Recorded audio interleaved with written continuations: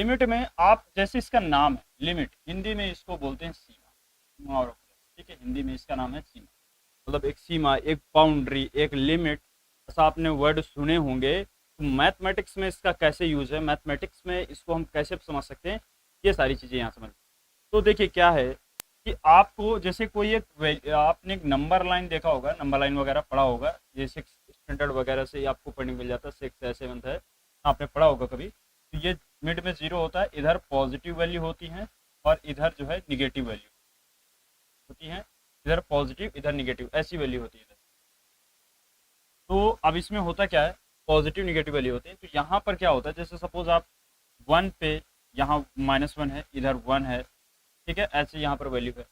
तो इसमें आपको जब वैल्यू फाइंड करनी है, किसी का भी वैल्यू फाइंड करना है, जैसे सपोज हमको चेक करना है कोई फंक्शन है, उसको हम -1 से अगर हम उधर जाते हैं, -1 से उधर जीरो की तरफ जाते हैं, तब उसका वैल्यू क्या होगा, या फिर 0 से 1 की तरफ जाते हैं या 1 से 0 की तरफ आते हैं, तब उसका वैल्यू क्या होगा। बात समझना, मतलब हम किसी एक डायरेक्शन, कोई एक मैंने आपको डायरेक्शन दिया, कोई दिशा दिया कि भाई इस तरफ आप चलो और बताओ उसका वैल्यू क्या होगा, तो उसको क्या बोलते हैं, उसको मैथमेटिकल लैंग्वेज बोलते हैं टेंस टू, बोलते हैं टेंस टू, मतलब लगभग उसकी ओर, ऐसा कुछ, मतलब एक्स टेंस टू अगर कुछ बोल दिया, जैसे सपोज लिख दिया एक्स टेंस टू 3, मतलब लगभग 3, ठीक, लगभग 3 मतलब 2.9 बोल सकते हो, 2.8 बोल सकते हो, एक्स टेंस टू हो गया, ठीक है, ये ऐसा कुछ होता है, तो इसको बोलते हैं एक्स टेंस टू। तो ये सारी चीज़ें रहती है इसमें। तो यहाँ पर क्या होता है, जब भी आप लिमिट पढ़ते हो तो आपको कुछ इस तरह से देखने को मिलेगा, x tends to, tends to का मतलब हो गया उसकी तरफ, इक्वल नहीं, ठीक है, लेकिन जनरली हम लोग इसको एक इक्वल के अप्रॉक्स लेकर ही चलते हैं, ठीक है, लेकिन टेंस टू का मीनिंग क्या है वो मैं यहाँ पर बता। चलिए, कितनी चीज़ें क्लियर हो गई। अब देखो यहाँ पर क्या है, जैसे कोई फंक्शन है सपोज, ठीक है, कोई फंक्शन है, मान लेते हैं यहाँ पर वन, यहाँ पर जैसे सपोज है 1/x है, ठीक है, यहाँ पर 1/x, ठीक।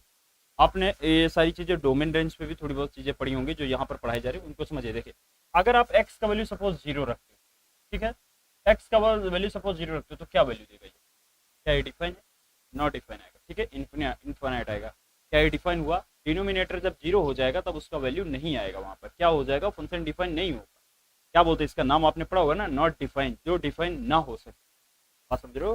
तो आपको ये याद रखना है इन एवरी सिचुएशन, पूरे चैप्टर की बात करूँ, कभी पर भी आपको कभी डिनोमिनेटर 0 नहीं लाना है, ये चीज़ ध्यान रहे, ठीक है। अब ये सर क्या अपने हाथ में है क्या 0 लाना नहीं लाना, तो ये सही बात है बेटा, ठीक है, ये अपने हाथ में ही है।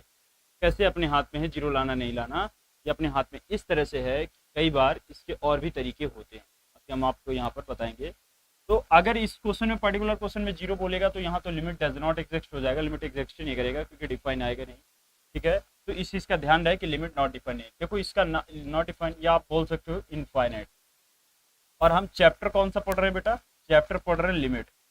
दोनों जस्ट अपोजिट वर्ड नहीं लग रहे, दोनों जस्ट अपोजिट वर्ड नहीं लग रहे, मतलब एक तरफ बोल रहा है आप लिमिट में रहिए और दूसरी तरफ बोला इनफाइनाइट, ठीक है, कोई लिमिट ही नहीं, तो दोनों जस्ट अपोजिट वर्ड नहीं हो गए। तो लिमिट चैप्टर में ये नहीं नजर आएगा, दोनों एक साथ नहीं रह सकते, ठीक है, दोनों एक दूसरे के दुश्मन है। तो याद रहे हम लिमिट पढ़ रहे हैं तो लिमिट का ही रूल फॉलो करेंगे, इनफाइनाइट नहीं आना चाहिए, पहली चीज़ तो ये होगी। तो अब जैसे हमने बताया कि अगर कोई ऐसा नंबर बनता है, कोई ऐसा फंक्शन आता है कि जहाँ पर 0 आ रहा है, ठीक है, सपोज जैसे कोई फंक्शन है x² -1 और यहाँ पर है कोई नंबर है सपोज, आप इस पे फंक्शन में वैल्यू रखना तो आपको पता होगा, सीधे उसमें डायरेक्ट वैल्यू पुट कर दो।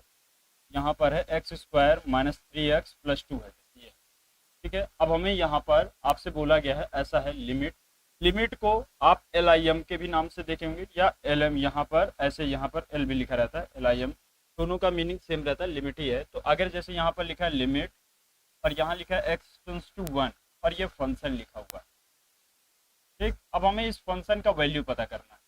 तो अगर आपने सीधे इसमें 1 रख दिया, 1 - 1/1 - 3 + 2 मतलब 0, न्यूमरेटर 0 हो जाए कोई बात नहीं, वैल्यू 0 हो सकता है, नंबर लाइन पे आता है 2 1 3 -0, लेकिन डिनोमिनेटर 0 हो गया, ये इसने काम खराब, डिनोमिनेटर कभी 0 नहीं होना चाहिए, ठीक है। तो हमेशा इस चीज़ का याद रखना, आप जो चैप्टर पढ़ रहे हो पहले कुछ उसके फंडामेंटल रूल होते नहीं, आप मतलब थोड़ा सा समझिएगा कि हर चीज़ का अपना एक रूल रेगुलेशन बना हुआ है, हर एक चैप्टर का अपना है। हर एक कंट्री का अपना है, हर एक पर्सन का अपना है। एक फैमिली मेम्बर में ये रूल है, इतने बजे के बाद नहीं आना, इतने बजे के पहले नहीं आना, ये नहीं खाना, वो नहीं खाना, होता कि नहीं होता? और उसको आप बदल नहीं सकते। क्या बदल सकते हो? नहीं बदल। दीज आर फंडामेंटल, मतलब ये सारी चीज़ें जो मैथमेटिक्स में मैं यहाँ पर बता रहा हूँ, ये नहीं होना चाहिए। ठीक है, तो उसका मतलब वो मैं नहीं बोल रहा हूँ, ऐसा कोई नहीं है कि मैं ज़बरदस्ती बोल रहा हूँ। उस चैप्टर का फंडामेंटल रूल है कि ये नहीं आना चाहिए। तो अगर ये आता है तो इसको आपको हटाना पड़ेगा। आप कैसे हटाते हैं? देखो यहाँ पर जैसे क्वेश्चन था, तो पहले क्या देखें, क्या हम इसको सर थोड़ा सा सॉल्व कर सकते हैं? हमको लग रहा है कि हम इसका फैक्टराइजेशन कर सकते हैं। 1 को 1 के स्क्वायर इमेजिन करते हैं, 1 को 1 के स्क्वायर लिख सकते हैं, तो यहाँ पर a minus b a plus b हो जाएगा। मल्टीप्लाई करने पर 2, ऐड करने पर 3, यहाँ पर नंबर बन जाएगा x माइनस 1 एक्स माइनस 2 हो जाएगा कि नहीं? अभी देखते हैं x माइनस 1 गायब हो गया, जिससे जीरो बन सकता है। ठीक है, x माइनस 1 कैंसिल आउट हो गया, तो यहाँ पर अब x की जगह 1 रखो बेटा। अब जो बचा वहाँ पर x की जगह 1 रख दो, तो ये 2 अपॉन माइनस 1। सेम फंक्शन अभी हमने 1 रखा था तो 0/0 का फॉर्मेट बन रहा था, अब भी हम 1 रख रहे हैं सॉल्व करने के बाद, तो -2 आ रहा है। कई बार क्या होता है, अगर हम सीधे सीधे उस पर मतलब जो सीधा रास्ता अपनाए, हमने सीधा समझाया कि लिमिट में मतलब फंक्शन का डायरेक्ट वैल्यू पुट कर दो, आंसर आ जाएगा। हमेशा ऐसा नहीं होता, कई बार हो जाता है, ऐसा नहीं है कि नहीं हो, लेकिन हमेशा ऐसा नहीं होता। बात समझ रहे हो? हमेशा ये चीज़ नहीं होगा कि आप वैल्यू रखो, और ज़्यादातर ही नहीं होगा, क्योंकि तो बहुत सीधा सा रास्ता हो गया, और सीधा रास्ता मैथमेटिक्स में नहीं समझ में आता किसी को। बात समझ रहे हो? थोड़ा सा वो कोशिश करेगा घुमाने फिराने की, लेकिन आपको इस चीज़ ये ध्यान रखना है, एक दिमाग में एक ही रूल, एक ही फॉर्मूला, एक ही चीज़ आप दिमाग में बैठा लीजिए, denominator can never be zero. Denominator zero नहीं हो सकता, क्योंकि फिर वो नॉट डिफाइन हो जाएगा। ठीक है, तो चलिए फिर आपको यहाँ तक चीज़ें क्लियर है ना? तो इसको बहुत अच्छे से फिर से समझ लीजिए, मैं फिर से यहाँ पर बता देता हूँ कि डिनोमिनेटर जीरो नहीं होना चाहिए। कोई भी फॉर्मेट हो, आपको यहाँ पर अगर यहाँ वैल्यू भी दे रखा है, सपोज दे रखा है जैसे x टेंस टू 90 दे रखा है, और यहाँ साइन x दे रखा है बेटा, और यहाँ 9x माइनस 90 दे रखा है। अभी जैसे ये इसको सॉल्व करना है, तो चलिए देखते हैं बेटा, यहाँ पर क्या इस तरह की सिचुएशन में आप इसको कुछ लेट कर लीजिए। ठीक है, आप लेट कर लीजिए, x माइनस 90 को लेट कर लीजिए, सपोज आपने y लेट कर लिया, या यहाँ से x की वैल्यू क्या बन जाएगी बेटा? 90 प्लस वाई बन जाएगा। अब रखिए यहाँ पर साइन 90 प्लस वाई, यहाँ पर हो जाएगा y हो जाएगा, और यहाँ पर देखिए, यहाँ पर देखिए क्या हो जाएगा, यहाँ पर क्या बोलते हैं, x का वैल्यू क्या है? 90। अगर यहाँ 90 रखोगे तो क्या हो जाएगा? y हो जाएगा 0 हो जाएगा। बात समझ रहे हो? y कितना आ जाएगा? 0। यहाँ पर हो जाएगा लिमिट y टेंस टू 0। अभी ये कितना हो गया? यहाँ पर हो गया cos y अपॉन में y, limit y tends to 0। क्या इसका किसी को वैल्यू पता है? इसका वैल्यू क्या होता है? क्या इसका वैल्यू किसी को पता है क्या होता है ना? ये थोड़ा सा आगे का स्टेप आ गया, जहाँ पर हमने थोड़ा सा, अगर आगे का आपको पता है कि लिमिट में साइन एक्स कॉस एक्स के भी कुछ फॉर्मूले होते हैं, अगर वो फॉर्मूले आपको क्लियर है, तब इसका आंसर आप बता सकते हैं। ठीक है, तो sine x cos x ten x को लेकर के भी अलग अलग फॉर्मूले हैं। ठीक है, कि मतलब कुल मिलाकर सीधी सी एक बात है कि भाई नॉट डिफाइन किसी सिचुएशन में, बात समझ रहे हो, नॉट डिफाइन किसी सिचुएशन में नहीं आ सकता। अगर आ रहा है तो उसका कोई दूसरा सोल्यूशन ढूंढिए, कोई दूसरा उपाय ढूंढिए, जरूर होगा। बात समझ रहे हो, जरूर होगा, ऐसा नहीं है कि नहीं। ठीक है, हालांकि साइन एक्स कॉस एक्स के कुछ बाइनोमियल थ्योरम पे भी इनके फॉर्मूले डिफाइन नहीं, वो अगर क्लियर है तब तो बहुत बढ़िया बात है, तब तो आपको ये सब तुरंत एकदम मुँह जवानी आता है। तो कई तरीके हैं, उनमें से ढूंढिए, तो इन्हीं में से एक तरीका इसका भी है फॉर्मूले का।